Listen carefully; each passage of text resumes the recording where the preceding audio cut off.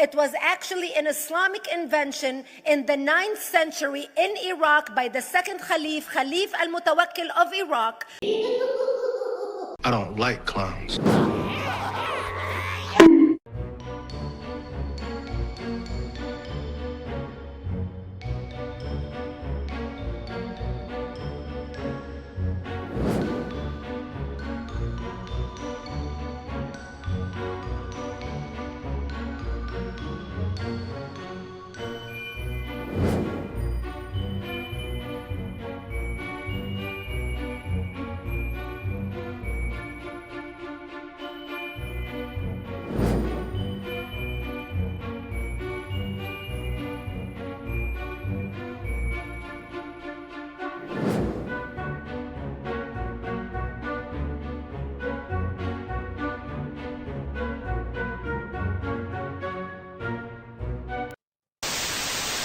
It's time to hear the truth. I'm not going to engage in a fun please. fight with this Islamist. Let me answer the question that Piers put to me before you try to interrupt again. Only if you don't lie. Let him answer, please. I appreciate First that of doesn't mean all, you- Let him answer, please. But all right. First of all, I'm not going to keep being talked over by this Islamist blowhard.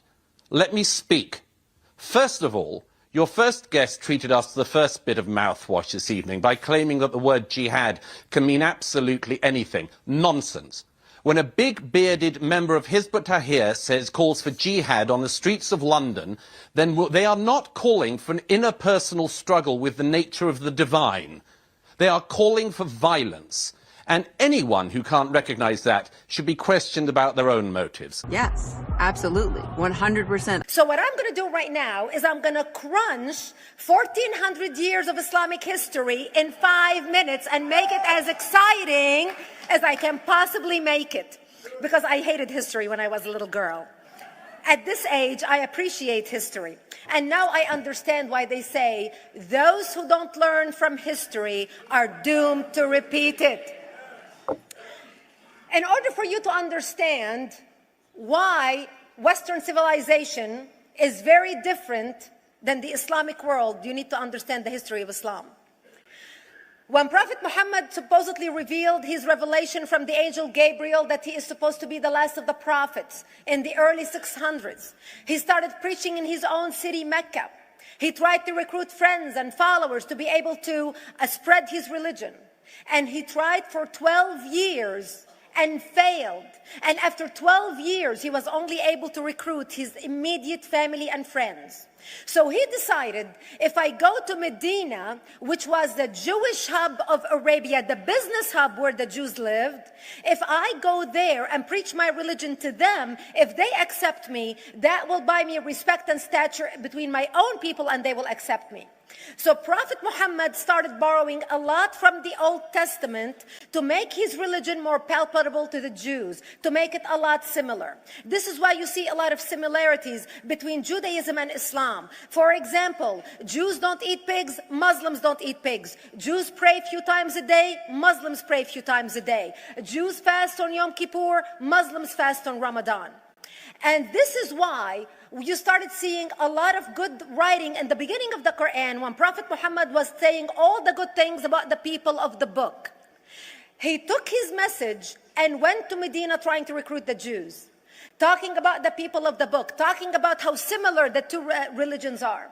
When they refused to accept him and follow him as the last of the prophet, that's when he turned against them and started killing them and started expelling them.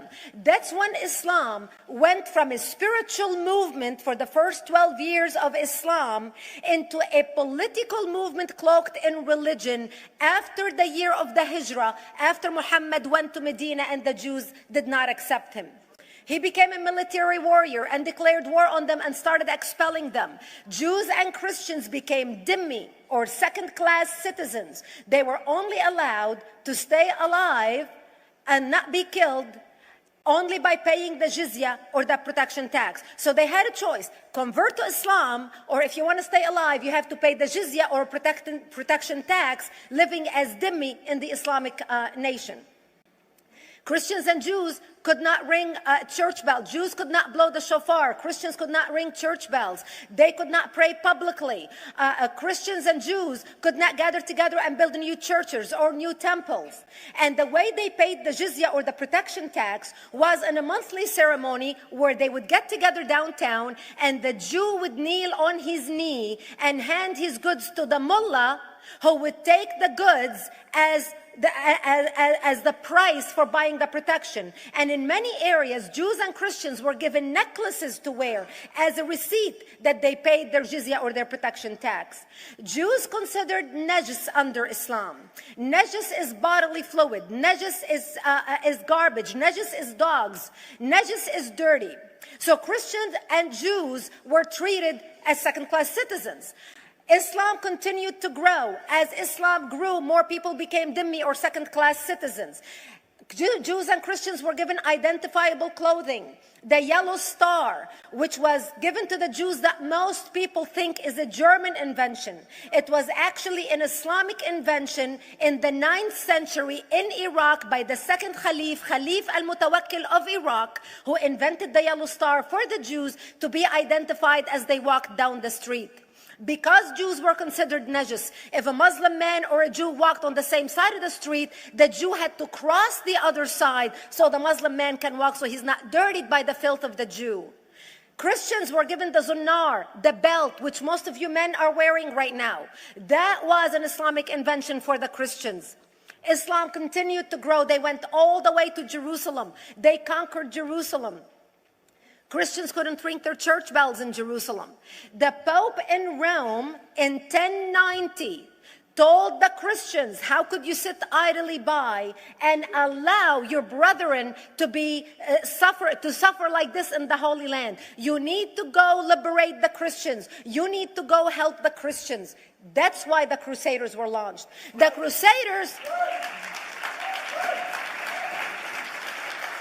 Crusaders were not launched because they just felt like waking up in the morning and going and converting a bunch of Muslims or beheading them. The Crusaders were launched to liberate Jerusalem. And they were able to liberate Jerusalem for less than 100 years before Salah ad-Din al-Ayyubi, Saladin, took it back, and Jerusalem remained under Islamic control until 1967, when the State of Israel liberated Jerusalem, where Christians, Jews, and Muslims could pray under the same sky.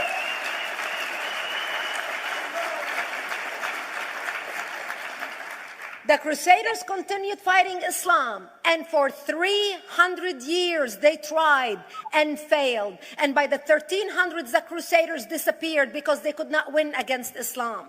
Islam continued to expand. They went all the way to Central Europe. They went all the way to China. They went to India. They conquered Spain. They changed the name of Spain from Spain to Andalusia. And they started, as they advanced, as they conquered more nations, more people paid the jizya or the protection tax. And this is how the Islamic Empire grew. It went all the way until they was stopped at the gates of Vienna on 9/11. 9/11 is not a date that Osama bin Laden just picked out of a hat. 9/11 is a symbolic date in the Islamic calendar. By the 1600s, Islam had covered more of the earth's surface than the Roman Empire did at its peak. Between the 1600s and the 1800s, the Europeans were experiencing the European Industrial Revolution, where the Europeans were able to invent products on factory lines, where they are able to make money and sell products, which gave them the money to build a strong army in order to fight the Muslims. And that's how they were able to stop them at the gates of Vienna on 9/11. The Europeans started the pushback against Islam. They pushed them out of Europe. They pushed them out of all the way to the Middle East and North Africa. By 1924, the Islamic Empire ended. In 1924, the Islamic Caliphate ended in Turkey by President Ataturk, who was a secularist. He ended the Islamic Empire, and he gave women rights to vote. He gave women a right to an education, a right to work, a right to choose a husband. He forbid women from wearing the hijab. He forbid men from wearing the beard. The Muslims hate him so much that they consider him a Jewish agent, because they believe that his mother and her bloodline was Jewish, and that was the influence on Ataturk. By the time the Islamic Empire or the Islamic Caliphate or the Islamic State ended in 1924, the Islamic Caliphate had existed for 1400 years, and it ended less than 100 years ago.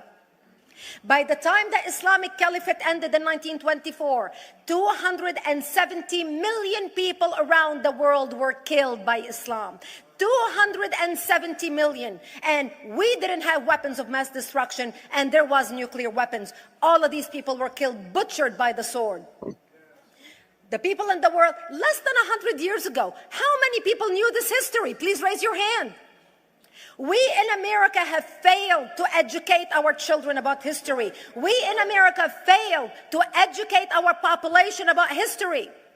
Our children in high school, you take any 17, 16-year-old kid, 18-year-old kid, and ask them about World War II. They can't even tell you what happened in World War II. For them, it's ancient history, and we still have our World War II veteran walking among us. That's how little we know of history. Islam ended in 1924, the Caliphate. People thought the Caliphate will never be resurrected. The Caliphate will never come back. But two things happened in the Middle East in the last century that made the Islamists be able to resurrect the Caliphate. Number one is the discovery of oil in Saudi Arabia, which we were able to discover and were stupid enough to allow them to nationalize it. And the number two that happened was Ayatollah Khomeini coming to power in 1979. That gave the Islamists the money and also the spiritual covering in order to explode on the world stage. And people say, oh, well, the Wahhabis exported their Wahhabi radical religion. The Wahhabis are the name of Wahhab. They're not a different sect of Islam. They follow the authentic preaching of Prophet Muhammad, the way Prophet Muhammad lived and practiced his religion. This is why neither you or me or any infidel can step a foot in Mecca, because as far as they're concerned, we are filth. And as infidels, we're not allowed to step a foot, not President Obama and not anybody else. As a matter of fact, Al-Qaeda used to use Saudi Arabia and its success as an excuse to recruit members, as the example to show them how Allah has blessed Saudi Arabia because of the way they adhere to the tenets of Islam. And today we talk about ISIS. ISIS is not a new invention. ISIS resurrected the caliphate that ended less than 100 years ago. Except we are too ignorant and too uninformed to understand what ISIS is doing and why ISIS is succeeding.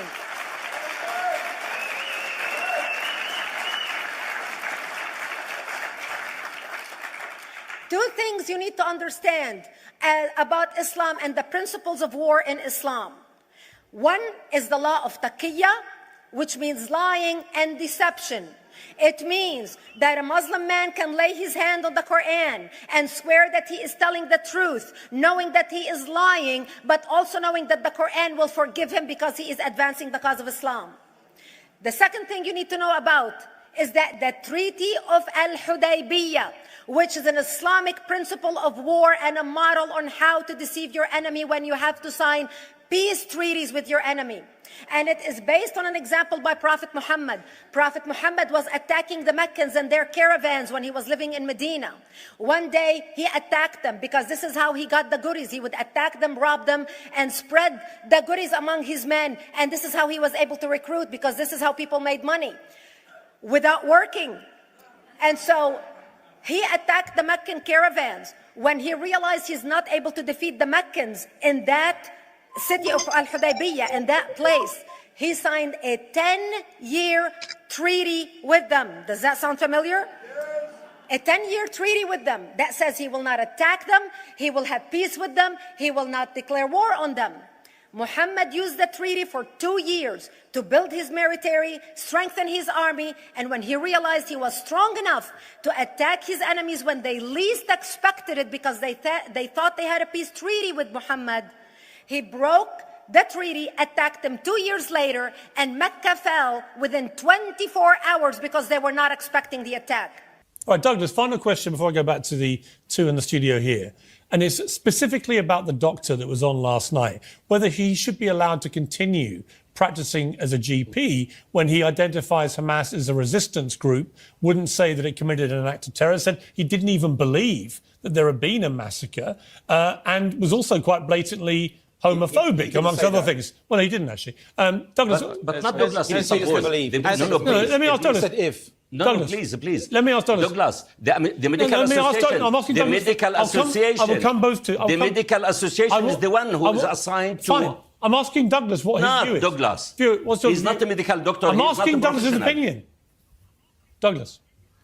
Well, you don't seem to be much of an impartial observer of this, I have to say myself. I thought slightly highly of you before you started ranting as much as Mr. Al-Andalusi this evening. I'll tell you what I thought of it, Piers. I think our country has had enough of people like your guest last night. It's not just that he's in the NHS. Why is he in Britain? Why do we allow people in Britain to try to overthrow the state, who praise terrorism, members of extremist organizations? What has Britain got from this guy exactly? What benefit have we got from him? I mean, I wouldn't want to be an NHS patient going to him. I don't know if any Jews would particularly want to in Britain. I don't know if very many innocent people would want to go to this doctor. But my question is not just should he be able to practice. I want to know why our country of Britain has been such a soft touch for decades that we have Hamas leaders, terrorist spokespeople, Islamist sympathizers like your guest, Mr. Al-Andalusi, and now NHS doctors who are members of groups like Hizb ut-Tahrir that stand on the streets of London, call for jihad, call for Muslim armies to arise. I don't think our country benefits anything from these people. I think people like that should leave. We have no need of them. Expel all of the fanatic Decepticons. And that became a principle of war in Islam. And to give you an example of how that is practiced, this is why anything signed with Iran means nothing to them.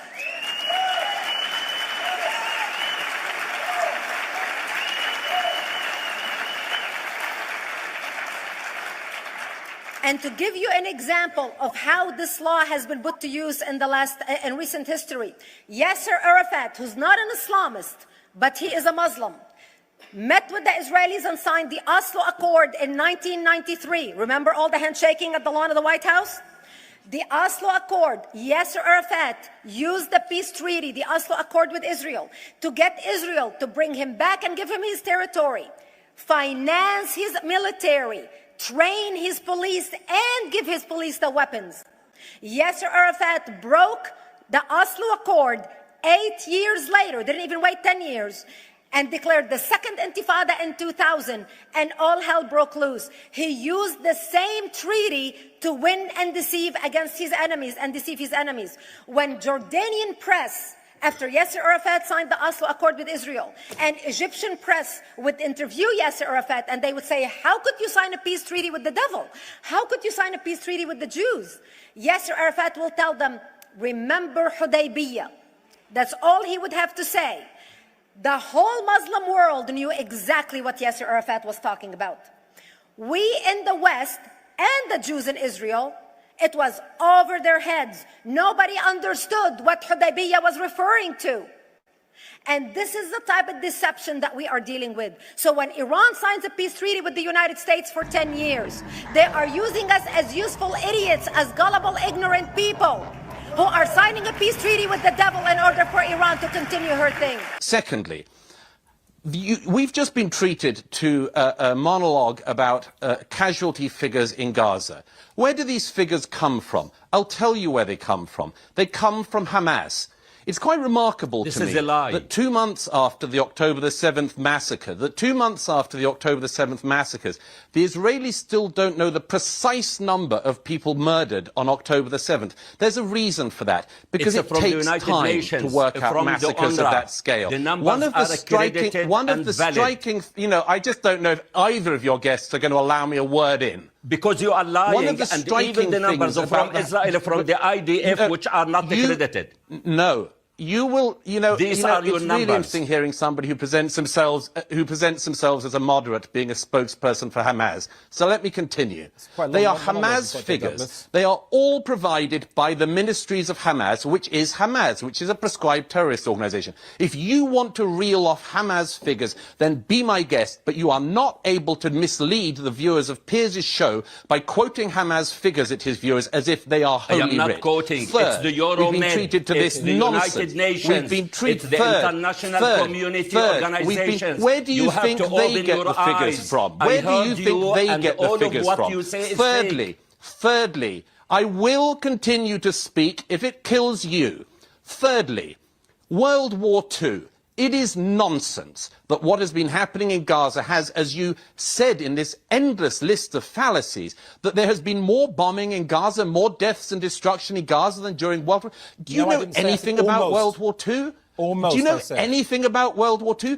In Dresden alone, Germany. Do you know anything about World War II? Dresden alone, take one German city. Take one German city. The destruction was on a scale totally dissimilar to what's been happening in Gaza. I'm taking London. very, very interested. I'm very interested, and I will, once again, I will finish this point, even if both of these blowhards let me ask Douglas one question. No, it's I important will because he finish the mentioned it point in I one of his wanted to Okay, make. I'm going to come back to you both. Let me ask Douglas one question. I wanted to make, Douglas, because it's specifically important about the for your doctor. viewers. It is very important for your viewers to hear the following definition.